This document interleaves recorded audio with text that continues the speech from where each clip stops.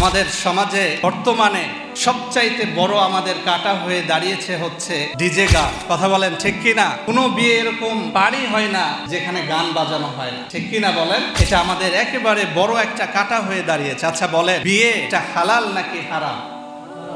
হালাল না হারাম? আর গান বাজনা এটা হালাল নাকি হারাম?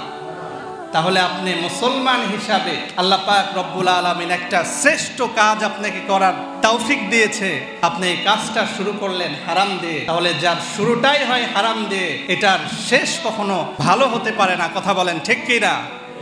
এটা কখনোই ভালো হতে পারে না। প্রত্যেকটা বিয়ে বাড়িতে দেখবে এরকম ভাবে গান বাজনা করা হয়, ডিজে পার্টি করা হয়। ইভেন শুধুমাত্র একটু গান বাজিয়ে তারা শেষ করে দেয়, ব্যাপারটা এরকম নয়। সারা রাত গান বাজানো হয়, সেখানে নাচ গান করা হয়। কথা বলেন ঠিক কিনা?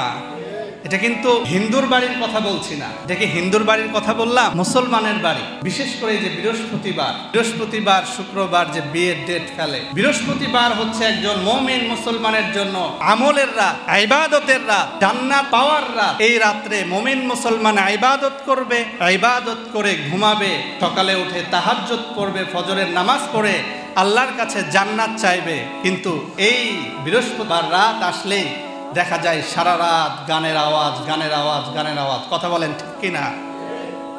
বিয়ে হচ্ছে হালাল কাজ। এই হালালের সাথে যখন আপনি হারামকে মিশ্রিত করলেন, তার মানে এই কথা প্রমাণ হয়ে গেল যে আপনি আল্লাহকে ভয় করেন না, আপনার মধ্যে তাকওয়া নাই। আপনি যদি বিয়েটা হালাল ছিল, এই হালালকে হালালের মতো যদি আপনি আয়োজন করতেন, তাহলে এই কথা স্পষ্ট হয়ে যেত আপনার অন্তরের মধ্যে ভয় আছে। একজনের আওয়াজ দিয়ে বলেন, তিনি কে? আল্লাহ।